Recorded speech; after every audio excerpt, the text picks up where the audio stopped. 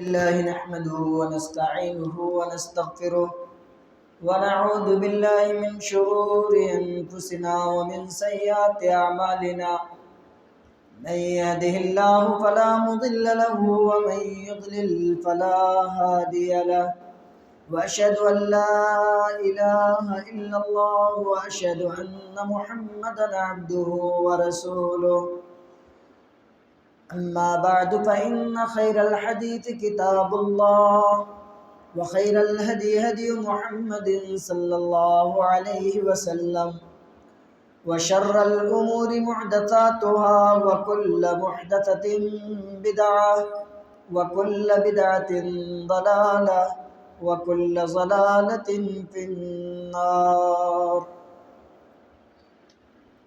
اللهم صل على محمد وعلى آل محمد كما صليت على إبراهيم وعلى آل إبراهيم إنك حميد مجيد. اللهم بارك على محمد وعلى آل محمد كما باركت على إبراهيم وعلى آل إبراهيم إنك حميد مجيد. محترم بزرگان دین، حاضرین مجلس،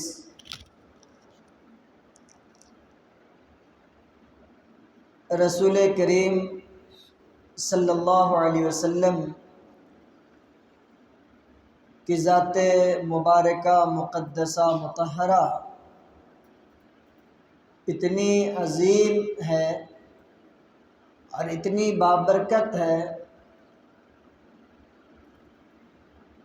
کہ اللہ تبارک و تعالیٰ نے کہا کہ وَرَفَعْنَا لَكَ ذِكْرَكَ، اے نبی آپ کا ذکر ہم نے بلند کر دیا ہے. آپ دیکھیے، مشاہدہ کرتے ہیں اور اس بات کا اندازہ لگائیے کہ رسول کائنات صلی اللہ علیہ وسلم کو اللہ تبارک و تعالیٰ نے وہ عزت، وہ مقام و مرتبہ اور وہ فضیلت اور برتری عطا فرمائی ہے کہ جس کا اندازہ ہم اور آپ نہیں کر سکتے. ایک انسان صبح جب آنکھیں کھولتا ہے اس وقت سے لے کر کے پوری دنیا کا آپ مشاہدہ کر لیں، کوئی لمحہ ایسا نہیں ہے، کوئی پل ایسا نہیں ہے دنیا کا کہ جس میں رسول کائنات صلی اللہ علیہ وسلم کا ذکر خیر نہ ہوتا ہو. پوری دنیا میں ہر وقت کہیں نہ کہیں اذان ہوتی رہتی ہے.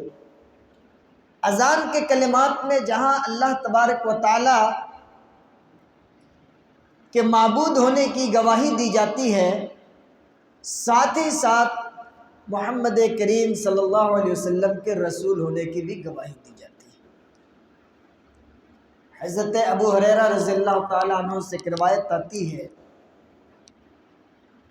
بیان کرتے ہیں کہ صحابہ نے کہا متی وجبت لک النبوہ، اے اللہ کے نبی صلی اللہ علیہ وسلم آپ پر نبوت کب واجب ہوئی؟ ہم یہ جانتے ہیں نا کہ اللہ کے نبی صلی اللہ علیہ وسلم پیدا ہوئے اور 40 سال کی عمر میں نبوت ملی. یہ ظاہری چیز تھی، یہ ظاہری چیز تھی کہ آپ صلی اللہ علیہ وسلم کو 40 سال میں نبوت ملی، ورنہ آپ کو نبی بنائے جانے کی ساری تیاری بہت پہلے سے چل رہی تھی. کل میں نے وہ واقعہ بتلایا کہ حضرت حلیمہ سعدیہ جو آپ کو لے کر کے نکلی تھی اور پھر سواری کا تیز چلنا، بکریوں کے تھن میں دودھ کا آ جانا، اور اسی طرح سے بچوں کے ساتھ جب کھیل رہے تھے تو فرشتے کا آنا اور آپ کے سینے کو چاک کرنا، پھر آپ کے دل کو نکال کر کے تشت میں رکھ کر کے اور زمزم سے دھونا. تو یہ ساری تیاری آپ صلی اللہ علیہ وسلم کو نبی بنانے کی بہت پہلے سے چل رہی تھی، اور رسمی طور پر آفیشیلی اس کا اعلان اللہ تبارک و تعالیٰ نے اللہ کے نبی صلی اللہ علیہ وسلم کے عمر کے 40ویں سال کی. تو پوچھا صحابہ نے اللہ کے رسول صلی اللہ علیہ وسلم سے کہ متی وجبت لک النبوہ، اے اللہ کے نبی صلی اللہ علیہ وسلم آپ کے اوپر نبوت کب واجب ہوئی؟ تو آپ صلی اللہ علیہ وسلم نے کہا کہ وہ آدم بین الروح والجسد، جب آدم علیہ السلام کے جسم میں، بلکہ آدم علیہ السلام جسم اور روح کے درمیان جب تھے، اس وقت میرے لیے نبوت کو واجب کر دیا گیا۔ یعنی آدم علیہ السلام کی تخلیق سے پہلے، یعنی جب ان کے بدن میں روح ڈالا جا چکا تھا لیکن جسم ابھی متحرک نہیں ہوا تھا، ابھی جسم کو حرکت کرنے کی اجازت نہیں دی گئی تھی، اس وقت اللہ کے رسول صلی اللہ علیہ وسلم کو نبوت کے ان معاملات سے، بلکہ نبوت کا جو معاملہ ان کے لیے کلیئر کر دیا گیا تھا کہ آپ نبی بنائے جائیں گے۔ اسی طرح سے آپ صلی اللہ علیہ وسلم اپنی پیدائش سے قبل ہی، نعوذ باللہ، اپنی پیدائش سے بلکہ حضرت آدم علیہ السلام کی پیدائش سے ہی قبل یہ طے ہو چکا تھا کہ آپ صلی اللہ علیہ وسلم خاتم النبیین ہوں گے، آپ کے بعد کوئی دوسرا نبی نہیں ہوگا۔ اللہ کے نبی صلی اللہ علیہ وسلم نے کہا کہ لا نبی بعدی، میرے بعد اب اس کائنات میں کوئی نبی آنے والا نہیں ہے۔ اب اگر کوئی نبوت کا دعویٰ کرتا ہے، چاہے وہ شکیل ابن حنیف ہو یا موجودہ دور کا، یا پھر پچھلے زمانے میں مسیلمہ ابن کذاب ہو، غلام احمد قادیانی ہو، کوئی بھی ہو، اگر وہ نبوت کا دعویٰ کرتا ہے تو وہ جھوٹا ہے، وہ جھوٹا ہے، وہ فراڈ ہے۔ اور اہل سنت والجماعت کا اس بات پر عقیدہ ہے کہ محمد الرسول اللہ صلی اللہ علیہ وسلم کے بعد نہ کوئی نبی آیا ہے نہ کوئی آئے گا، بلکہ آپ صلی اللہ علیہ وسلم کی نبوت اور رسالت قیامت تک واجب ہے۔ کوئی نبی نہیں آیا اور نہ آئے گا۔ تو اللہ کے نبی صلی اللہ علیہ وسلم نے کہا کہ میں حضرت ابراہیم علیہ السلام کی دعاؤں اور حضرت عیسیٰ علیہ السلام کی بشارت کا نتیجہ ہوں، اور میری ماں نے جو خواب دیکھا تھا اس خواب کی میں تعبیر ہوں۔ اللہ کے نبی صلی اللہ علیہ وسلم کے لیے اسپیشل دعا کیا تھا حضرت ابراہیم علیہ السلام نے، ربنا وابعث فیہم رسولا منہم یتلو علیہم آیاتہ وَيُعَلِّمُهُمُ الْكِتَابَ وَالْحِكْمَةَ وَيُزَكِّيهِمْ إِنَّكَ أَنْتَ الْعَزِيزُ الْحَكِيمُ۔ دعا کی تھی اسپیشل کہ اللہ انہی میں سے ایک آدمی کو بھیج جو ان کا رسول ہو، رسول بنا کر آپ بھیجیے، اور اس رسول کی ذمہ داری یہ ہو کہ وہ تیری آیتوں کی تلاوت کرے اور تیری کتاب لوگوں کو سکھائے، لوگوں کا تزکیہ کرے، لوگوں کو پاک کرے۔ تو یہ حضرت ابراہیم علیہ السلام کی دعا کا نتیجہ ہے کہ اللہ کے نبی صلی اللہ علیہ وسلم رسول بنا کر اس دنیا میں بھیجے گئے۔ اور حضرت عیسیٰ علیہ السلام نے بشارت دی تھی توریت میں، انجیل میں انہوں نے بشارت جو ان کو ملی تھی، اس بشارت کو لوگوں کو بتلایا تھا، اپنی قوم کے لوگوں کو، اور اسی کو قرآن نے کہا کہ وہ مبشرم برسول یاتی من بعد اسمہ احمد، کہ میرے بعد ایک رسول آئے گا اور اس رسول کا نام احمد ہوگا۔ اللہ کے نبی صلی اللہ علیہ وسلم کی ماں نے خواب دیکھا، اور اسی خواب کی آپ صلی اللہ علیہ وسلم تعبیر تھے۔ وہ خواب کیا تھا؟ رسول کائنات صلی اللہ علیہ وسلم کی پیدائش کے وقت ان کی ماں حضرت آمنہ نے دیکھا کہ میرے جسم سے ایک نور نکلا، ایک روشنی نکلی، اور اس روشنی سے شام کے جتنے محل ہیں وہ تمام کے تمام محل روشن ہو گئے۔ اللہ اکبر! کتنی عظمت تھی پیارے نبی صلی اللہ علیہ وسلم کی۔ اور ظاہری طور پر بھی آپ دیکھیے کہ اللہ کے نبی صلی اللہ علیہ وسلم پوری کائنات کے لیے روشنی بنا کر بھیجے گئے، پوری کائنات کے لیے نور بنا کر بھیجے گئے۔ اللہ کے رسول صلی اللہ علیہ وسلم کی ایک صفت قرآن میں یہ بھی آئی ہے کہ سراجا منیرا، ہم نے آپ کو چراغ، روشن چراغ بنا کر کے بھیجا۔ پیارے نبی صلی اللہ علیہ وسلم کے فضائل میں سے ایک فضیلت یہ بھی ہے کہ آپ صلی اللہ علیہ وسلم کو 6 خاص فضیلتیں عطا ہوئی تھی۔ آپ صلی اللہ علیہ وسلم کو 6 خاص فضائل عطا کیے تھے جو آپ سے پہلے کسی نبی کو عطا نہیں کیا گیا۔ اللہ کے نبی صلی اللہ علیہ وسلم نے کہا کہ مجھے فضلت علی الانبیاء بست، کہ میں دیگر نبیوں پر 6 چیزوں کی وجہ سے افضل اور برتر قرار دیا گیا ہوں۔ وہ 6 چیزیں کیا ہے؟ اعطیت جوامع الکلم، اللہ کے نبی صلی اللہ علیہ وسلم کو جوامع الکلم عطا کیا گیا تھا۔ یہ جوامع الکلم کیا ہے؟ شارٹ اسپیچ، مختصر بات، اور اس مختصر قول میں، مختصر بات میں بہت سارے معنی جڑے ہوئے۔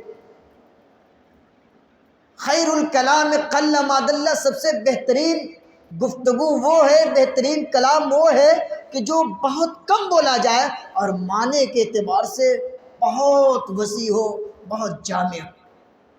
تو اللہ کے نبی صلی اللہ علیہ وسلم دیگر انبیاء کے مقابلے میں آپ کو جوامع الکلم عطا کیا گیا تھا۔ آپ بہت کم بولتے تھے لیکن اس کے اندر وسعت ہوتی تھی، اور اس کم کلمے، کم الفاظ کے ذریعے آپ صلی اللہ علیہ وسلم بہت سارا پیغام اپنی امت کو دیا کرتے تھے۔ دوسری فضیلت آپ صلی اللہ علیہ وسلم کو کیا دی گئی تھی؟ وَنُصِرْتُ بِالرُّعْبِ، دشمنوں کے اوپر اللہ کے نبی صلی اللہ علیہ وسلم کا رعب قائم کیا گیا تھا۔ اب اس واقعے کو دیکھیں کہ اللہ کے رسول صلی اللہ علیہ وسلم چلے آ رہے ہیں اور راستے میں ایک جگہ آرام فرما رہے، تلوار لٹکا دیے ہوئے ہیں۔ بدو دیہاتی آتا ہے اور تلوار اٹھا کر کے نبی کونین صلی اللہ علیہ وسلم کو کہتا ہے کہ بتاؤ محمد، تم تو اللہ کی بات کرتے ہو، اللہ کی عبادت کرتے ہو، اب یہ تلوار، یہ ننگی تلوار ہمارے ہاتھ میں ہے، بتاؤ تمہیں اب اس تلوار سے کون بچا سکتا ہے؟ پیارے نبی صلی اللہ علیہ وسلم نے بڑے اطمینان کے ساتھ کہا اللہ۔ یہ معمولی مبتدی قسم کے طلبہ بھی اس واقعے کو پڑھتے ہیں چمن اسلام کے جنہیں پہلے یا دوسرے حصے میں۔ پھر اس کے بعد چونکہ وہ کافر تھا، وہ اللہ کو مانتا نہیں تھا، اور نبی کونین صلی اللہ علیہ وسلم کی اس ہمت اور حوصلے کو جو دیکھا تو ایک عجیب قسم کا خوف اس کے اندر پیدا ہو گیا۔ وہ اس کا ہاتھ پاؤں، اس کا پورا وجود تھر تھر کانپنے لگا۔ تلوار اس کے ہاتھ سے چھوٹ کر زمین پر گر پڑتی ہے۔ اللہ کے نبی صلی اللہ علیہ وسلم اس کو اٹھاتے ہیں اور کہتے ہیں کہ اب بتاؤ تجھے کون بچائے گا؟ خوف ایسا کہ منت سماجت کرنے لگا کہ آپ چھوڑ دیجئے مجھے، میری جان بخش دیجئے۔ تو یہ نبی کونین صلی اللہ علیہ وسلم کو ایک خاص فضیلت عطا کی گئی تھی کہ آپ کا رعب دوسرے لوگوں پر، آپ کا رعب و دبدبہ قائم تھا۔ وَأُحِلَّتْ لِلْغَنَائِمِ، اللہ کے نبی صلی اللہ علیہ وسلم نے کہا کہ مجھے غنیمت بھی، غنیمت کا مال میرے لیے حلال کیا گیا ہے۔ لڑائیوں میں، جنگوں میں جاتے تھے، جہاں قیدی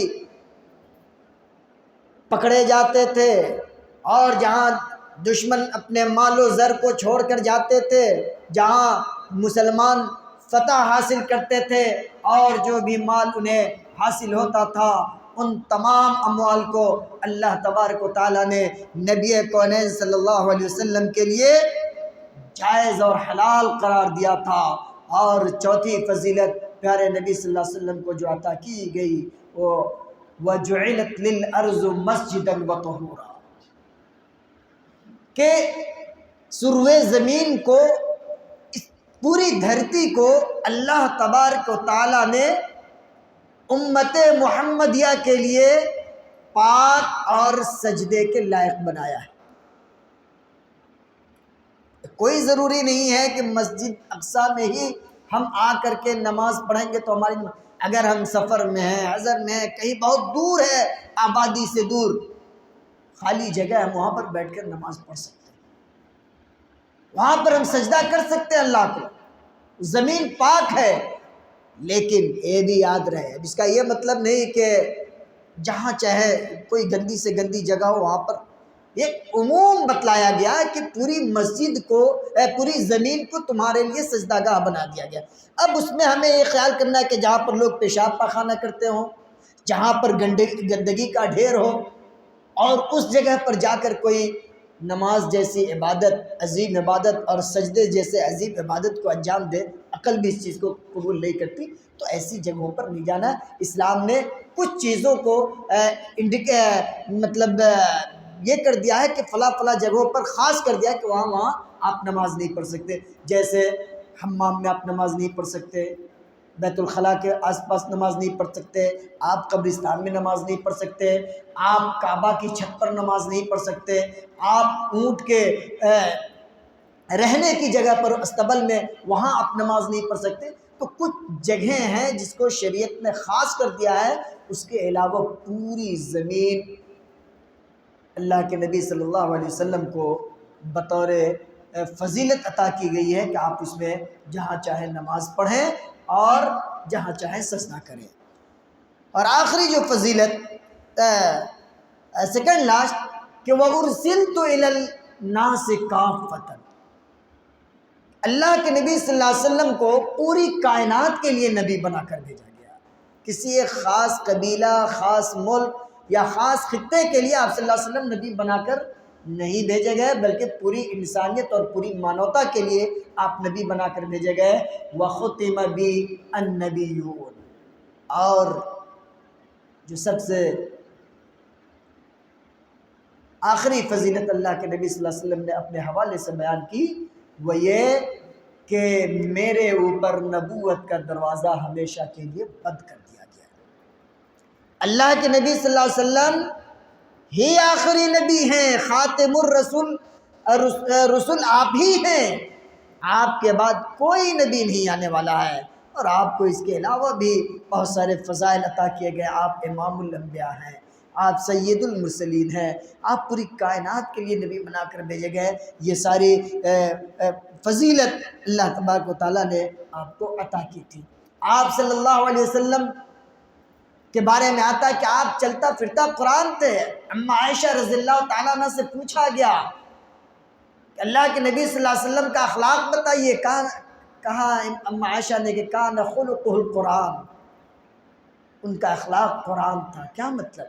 یعنی قرآن میں جس چیز کا حکم دیا گیا اللہ کے نبی صلی اللہ علیہ وسلم اس دھرتی پر وہ پہلے انسان ہیں جنہوں نے سب سے زیادہ بلکہ مکمل طور پر قرآن کے احکام کو اپنایا۔ ان سے زیادہ اس دھرتی پر اللہ کے احکام و فرامین کو ماننے والا اور کوئی نہیں آیا ہے۔ آپ صلی اللہ علیہ وسلم سب سے زیادہ اللہ کے حکم کو مانتے تھے، جہاں جس چیز کا حکم دیا گیا آپ نے اس کو کیا، اور جن چیزوں سے روکا گیا ان چیزوں سے آپ صلی اللہ علیہ وسلم رک گئے۔ اسی طرح سے اللہ کے نبی صلی اللہ علیہ وسلم کا اخلاق پوری کائنات میں سب سے اعلیٰ ترین اخلاق تھا۔ پیارے نبی صلی اللہ علیہ وسلم نے کہا کہ انما بعثت لاتمم مکارم الاخلاق۔ اللہ اکبر۔ آج ہم اور آپ اپنا جائزہ لیں نبی کریم صلی اللہ علیہ وسلم کی سیرت طیبہ کی روشنی میں کہ آج ہم کتنے بد اخلاق ہو گئے ہیں، آج ہمارا کریکٹر کتنا لوز ہو چکا ہے کہ آج ہم انسان کے سامنے اپنا اخلاق تک، صحیح اخلاق تک نہیں پیش کر پا رہے ہیں۔ نبی کونین صلی اللہ علیہ وسلم نے کہا کہ انما بعثت لاتمم مکارم الاخلاق، میں اخلاق کی تکمیل کے لیے، اخلاق کو پورا کرنے کے لیے، اخلاق کا پاٹھ پڑھانے کے لیے ہی اس دھرتی پر بھیجا گیا۔ ہم ان کی امت ہے، ہم اپنے اخلاق کا جائزہ لیں کہ ہمارا اخلاق کہاں تک درست ہے اور کہاں تک درست نہیں ہے۔ ہمیں اخلاق اپنانے کی ضرورت ہے۔ اخلاق کی بنیاد پر لوگ دین سے قریب ہوتے ہیں، اسلام سے کے تئیں ان کے دلوں میں جو نفرت ہے وہ نفرت ختم ہوتی ہے اور ان کے دلوں میں محبت جگہ لیتی ہے۔ اس لیے میرے بھائیوں، رسول کریم صلی اللہ علیہ وسلم کی سیرت طیبہ کو عام کیجئے۔